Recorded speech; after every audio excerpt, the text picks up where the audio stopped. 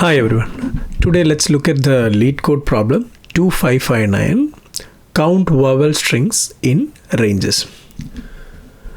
You are given a zero-indexed array of strings, words. Okay, so you're given. So one of the inputs is this words. Okay, you can see here, right? And then a 2D array of integers queries, and there's another one called queries. Okay, it's a 2D array also. Each query, queries I is equal to li ri. So as you can see, this is a range problem. Okay, now we are given a range here, and it asks us to find the number of strings present in range li to ri. Okay, so that means if given 0 to, then we have to do we have to find something in the range of words 0 and 1 that start and end with vowels. So basically what this tells is, if I'm given so if you look at each of these words, you can see, right, ABA is a word that starts and ends with a vowel. So this is one, but you can see BCB is not such a word. So if I take 0 2 and I also take, like, ECE is also starting and ending with a vowel. So that means if I query for 0 2, this will be 1 plus 0 plus 1. So that is 2. Okay, so far so good. Now return an array answer of size queries.length, where ansI is the answer to the ith query. Note that the vowel letters are A, E, I, O, U. Okay, now let's try to attack this problem in a brute force approach. Okay, if we attack this in a brute force approach, you can see, right, maybe I could cache this upfront, telling that it's ABA is 0, BCB is, sorry, ABA is true, BCB is like not valid. You got it, right? I could even put a count 1 0 1 1 1. Okay, and then each time iterate through the array to take care of it. But so that means if it is 0 2, I will iterate through that cached values. So that is 0th indexed cache value, first cache value, second cache value, and so on. But as you can see, each of these queries will take order of n. So that will be very expensive. So that is like roughly a worst case, right? So that will be m into n, order of m into n, where m is the number of queries and n is basically a worst case, where I just pass 0, size of words in all the cases. So you will have an order of mn. There is a much better way to do it. There is a mechanism called PrefixSum. So let me just go through and tell you how this intuition came up. So when I looked at such problems, queries especially, there are two approaches that always comes to my mind. One is this a PrefixSum. I mean, in some cases that will be very useful, and the other one is a segment tree. So here PrefixSum is what looked ideal. Let's just try it out now. Let's take this example. Okay, now as I mentioned here, you can see, right, this is a valid one. So I can maybe like put this as true. This is not a valid string with a starting and ending character as vowel. EC is a valid one. AA also starts and ends with a vowel, and then E also starts and ends with a vowel. Now let's think about a PrefixSum. Okay, so how this works is, I'll just do a one-time parsing of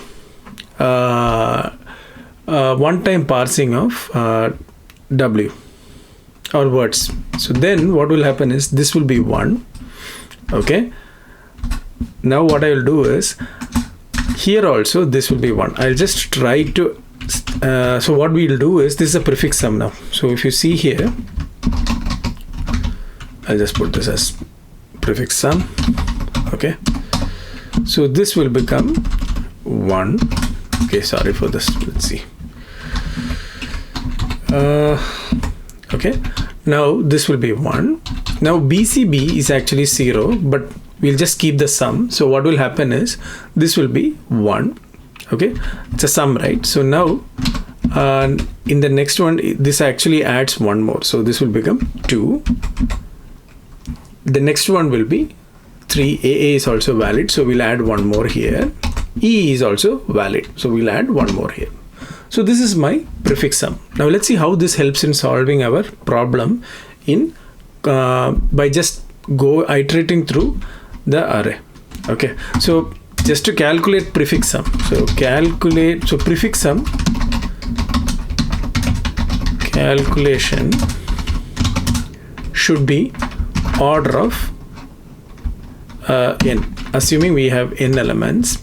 What we can do is I can also create because I just need to check the first and last element in each case. So checking for whether it's a valid string is basically 2 operations per element.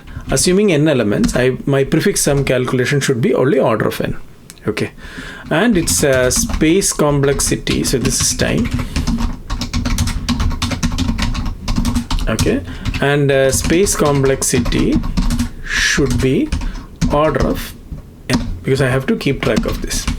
Okay, now assuming m queries. Okay, now let's see how to use this thing. So so far this is good, but let's see how to use this one. So now let's take this as our example, where our queries are this way. Okay, all right, these are my queries. Okay, so what we will do is if you see here, let's make it much more. Okay, now to do, look at 0, 2. All that I have to do is assume that I'll just put the indexes also here. Now I think that's more important. 2, okay, 2, 3. Okay, and now what happens is, if you see here 0 to 2, so that means I have to get this much. So that means all that I need to do is I just need to take this data point. Okay, this is clear, right? And now let's take another case, right? 1, 4. So I just need I need this sum. So what this refers to is, all that I need to do is I have to take this value minus this value. Okay, so all that I will have to do is I have to take, so this will be for each element query. All that I have to do is if q of 0 not equal to 0, then I can put the range sum as equal to q of 1, which is the second element, that is, let's take this case, right, minus q of 0 minus 1. Correct, right? Because I have to include this also. This is also including this. So I have to just take out the sum on the left side of that range. Okay. Otherwise, it is else. This is because I just don't have a valid LHS part. So the left hand side. So this will be Q1. That's it. Now this operation is also constant time operation. So query processing should be order of m, assuming m queries. Okay.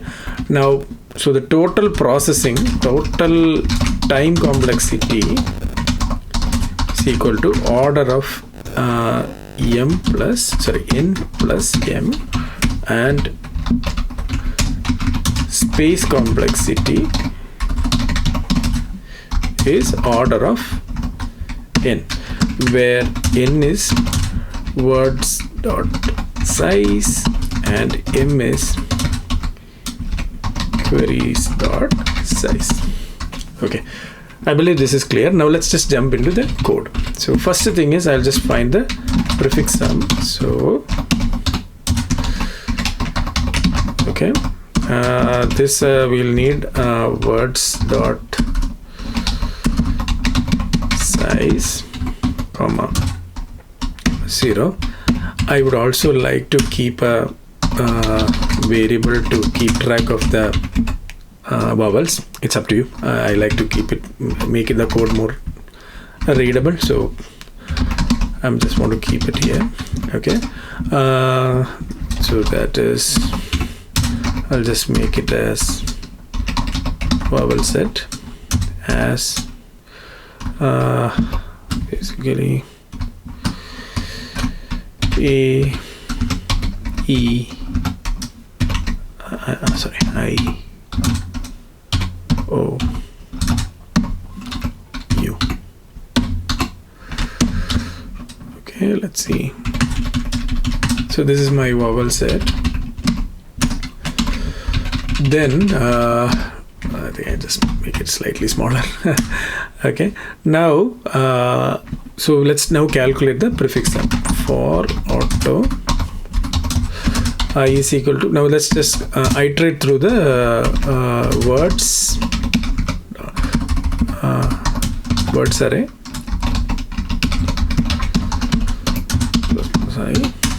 Okay,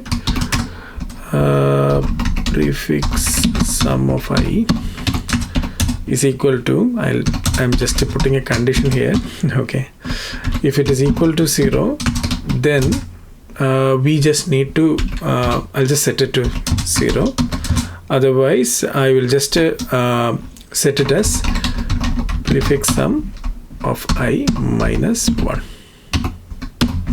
Okay, all right, now so at least this will get me to a point where so here initially we'll set this to 0. Okay, then we will check the if vowel string. Okay, so what we'll do is if words let's put this way, so we have a vowel set dot find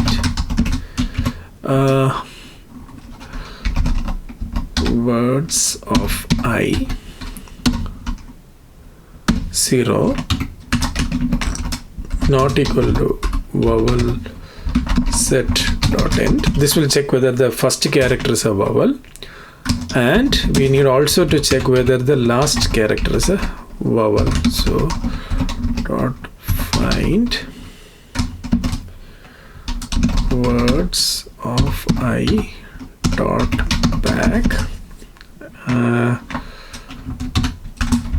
not equal to vowel set dot end. Okay, just put this here.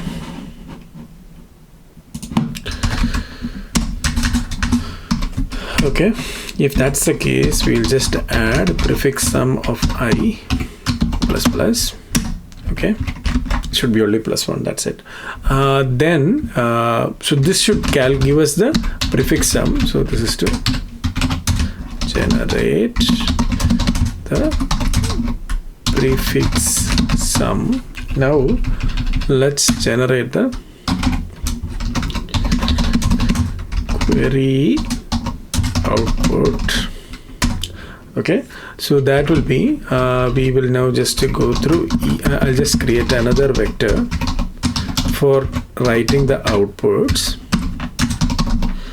Okay, called out. Now we'll just iterate through each of the queries. Now this goes back to the above condition. So if you see here, this is what we are going to put. Okay, that's what we are going to do. Okay, so if you see here, we'll just check. We will just put out dot. So I'll just put int range sum is equal to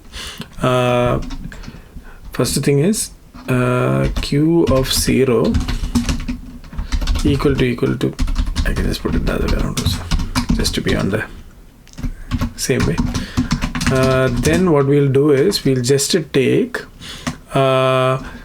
prefix sum of q1, okay, minus